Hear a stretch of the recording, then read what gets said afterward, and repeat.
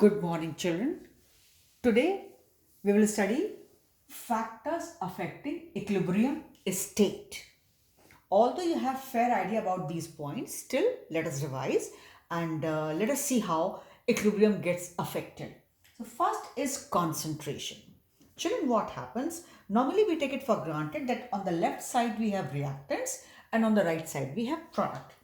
So this is the concentration, if reactants increase means if the concentration of reactants increases, then the forward reaction increases, means the equilibrium will shift in the forward direction, means on the right side. Equilibrium will shift on the right side. Reaction is favored in the forward direction. If concentration of products increases, then what happens? It will be in the backward direction. So equilibrium will shift in the left, on the left hand side, in the backward direction. Got it? So when we have this, equilibrium will shift in the RHS side. RHS. And if this is there, it will shift in the LHS side, right? This is how it is there. So forward direction favored means equilibrium shifts in the right hand direction. Equilibrium shifts in the left hand direction. Then if forward reaction is endothermic, then what happens? Increase in temperature increases the forward reaction. And then what will happen?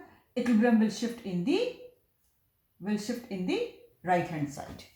Equilibrium will shift in the right hand side, means RHS right side direction. It will shift in the RHS direction, right? Then pressure. Pressure will have no effect if system does not have any gaseous component. Once again, children, if forward reaction is endothermic, then increase in temperature increases the rate of forward reaction and equilibrium will shift in the right hand side. Then what happens? Let's see what pressure does. Pressure will have no effect if system does not have any gaseous component.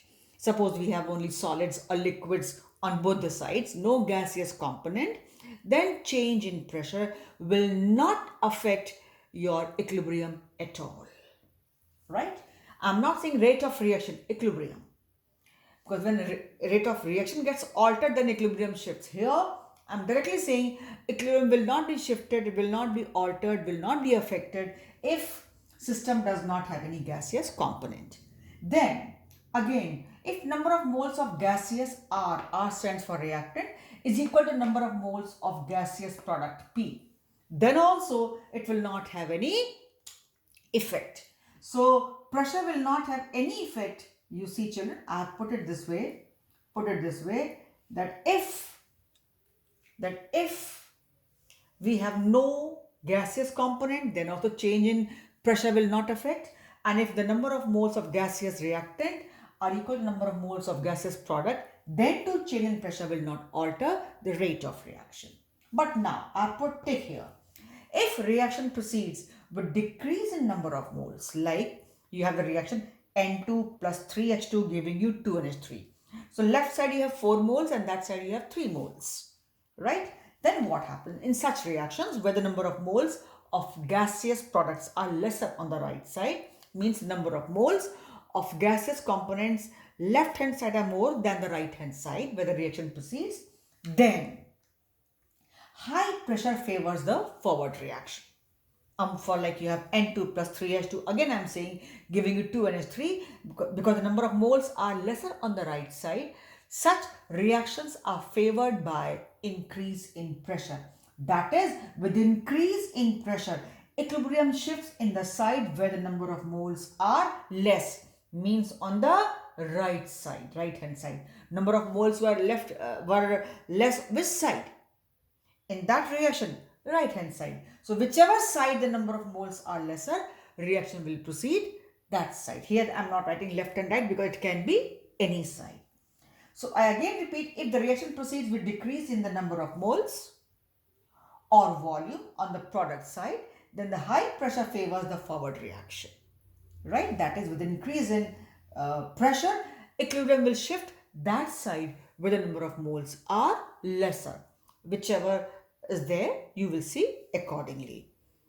Again, same example, N2 plus 3H2 gives you 2NH3. So 2NH3 is lesser, equilibrium will shift towards that side, means towards right hand side. Had it been the reverse reaction, it would have been the backward side, right? So, but equilibrium will shift towards that side where number of moles are lesser. Children, this thing I taught you previously also, you are taught these points. It is just a revision and application of those points. And then a catalyst, it has no effect on the state of equilibrium, very well known to you. I told you earlier too, it may just help in approaching the equilibrium faster, but the catalyst has got no effect on equilibrium state for sure. It will not shift it towards LHS or RHS, no, not at all. It will not disturb your equilibrium state. It may just help in attaining equilibrium faster, but will not affect your, once equilibrium attained, will not affect the equilibrium state. So this is all for this video. Simple points, yet important, you need to know. A chapter very fundamental. Each and everything of this chapter is really important. And yes, just keep revising on the regular basis.